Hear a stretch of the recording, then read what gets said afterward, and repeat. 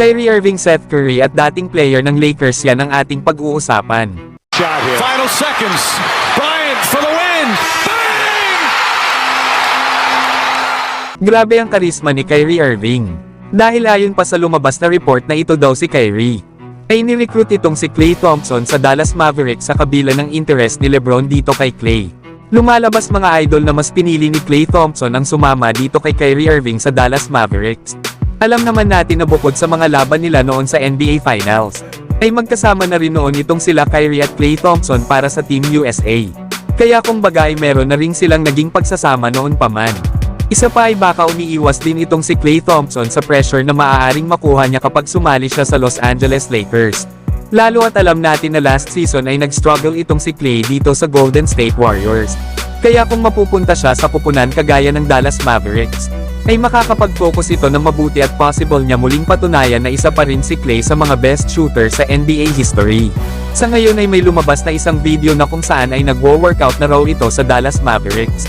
Na mukhang dinado itong si Klay Thompson na bumawi next season sa kanyang performance. Kaya tingnan natin mga idol kung matutulungan ba ni Klay sila Kyrie at Luka na makabalik sa NBA Finals next season. Samantalang former player ng Los Angeles Lakers na si Mo Bamba ay nag-sign na sa kupunan ng Los Angeles Clippers para sa one-year deal. Papalitan nga nito sila Mason Plumlee na pumunta na para sa Phoenix Suns.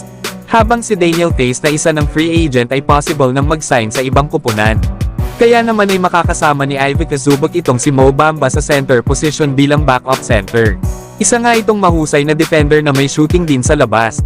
Lalo at last season sa Philadelphia 76ers ay nag-average ito ng 4 points at 4 rebounds. Kaya naman ay aasahan talaga ito ng Clippers lalo na sa kanyang depensa. Samantalang Lakers magdadagdag ng isang shooting guard. At balak nga ng Lakers na kunin ang sharpshooter na si Seth Curry lalo at isa na itong free agent matapos i-waive ng Charlotte Hornets. Kailangan nga daw itong makuha ng Lakers lalo at ang isa sa kanilang kahinaan ay ang kawalan ng 3-point shooting. Kaya kung makukuha nila si Seth Curry ay mapapalakas nito ang shooting ng Lakers. Na last season ay nag-average ito ng 5 points, 1 rebound at 1 assist per game. At meron namang 35% shooting beyond the arc. Pero kung mabibigyan ito ng mahabang playing time at tamang mga kakampi katulad ni LeBron James na mahusay humanap ng mga shooter na kasama, ay panigurado na tataas ang mga numerong nagagawa ni Seth Curry.